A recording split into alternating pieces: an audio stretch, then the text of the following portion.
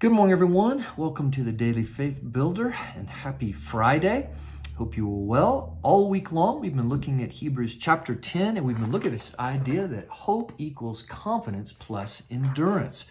Our confidence in the gospel, what Jesus has done for us, and endurance that we have to encourage each other, gather together, stir up one another to love and good deeds. Without that, we drift away, is that we lose our endurance. And we can drift away and fall away right from the Lord in the process. And the writer to the book, to the Hebrews, this letter was writing to this group of Christians that they were in tragic position of actually losing their confidence and throwing it away. And they were in great need of endurance.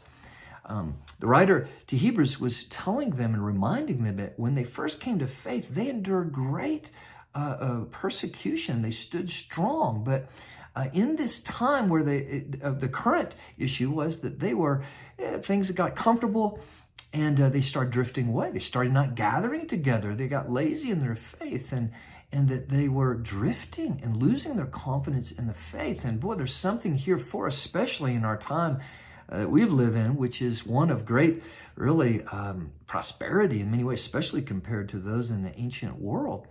But listen to what the writer says in Hebrews chapter 10, verses 32 through 39. This is the last part of chapter 10 of Hebrews. It says, "But recall the former days when after you were enlightened." So he's speaking to the believers after they were enlightened, was after they came to Christ. They saw who Jesus was in the gospel. He says, "You endured a hard struggle with suffering." Their conversion came in the midst of great suffering, a great cost for following Jesus, sometimes being publicly exposed to reproach and affliction, in other words, public persecution, and sometimes being partners with those so treated. So certain members of the church were persecuted more than others, but they partnered with those, encouraged those who were being persecuted. "For you had compassion on those in prison." So some were even thrown in prison because of their faith for Jesus. And it says that the church had compassion, that they walked alongside those and identified with those who were thrown into prison. "And you joyfully accepted the plundering of your property." In other words, they joyfully, their property was being taken away for the cause of Christ because they followed Jesus.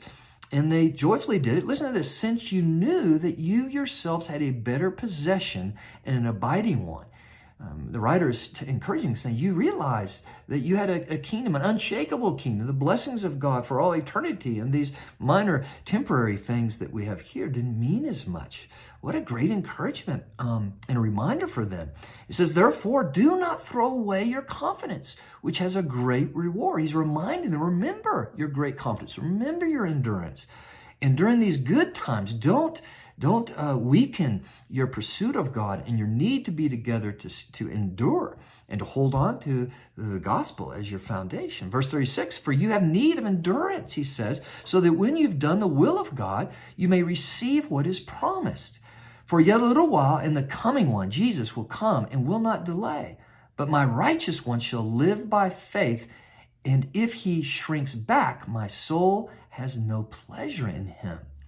But we are not of those who shrink back and are destroyed, but of those who have faith and preserve their souls." So Paul would, or if Paul wrote the book, I'm assuming he did, but whoever wrote to the Hebrews, he's saying, boy, encouraging them, we're not ones who shrink back. We're not ones who give up.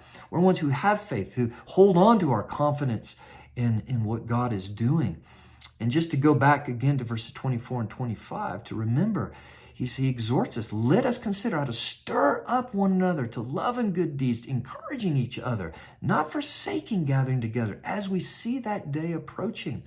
Is those things must take place if we're going to endure, if we're going to continue to hold confidence, right, in our hand. Last thing here is, I just want to point out that our past confidence, as we can see here, the writer who is encouraging these Christians is trying to help them see, look, our past faith in the background, our confidence in the background is no assurance of our current or future confidence. In other words, that we can't just rely on what happened back in the past. And we hear people say all the time, oh, well, I received Jesus back then at camp, or I walked the aisle at church, or this happened to me back then. But if there's not present pressing in and enduring, there is no confidence for future confidence right? That our faith will stay strong. And this is what the writer here is encouraging them, that we all have a need presently to endure and to encourage each other to maintain, right, our confidence. Because we have a great high priest, a glorious God, who is there to strengthen us and to bless us and has a wonderful inheritance for us to lay hold of. So I hope that encourages it as we wrap up chapter 10 of Hebrews and realize that hope equals confidence plus endurance. And we need to encourage each other that our hope may arise, especially during these times. Well, a little preview for Sunday. I'm excited for Sunday. I'll just leave you with this question before we dive in next week. But here's my question, just maybe over this weekend. But which side of Jesus are you on? We're going to look at that on Sunday morning. Which side of Jesus are you on? Look forward to diving in together. God bless. Have an awesome weekend.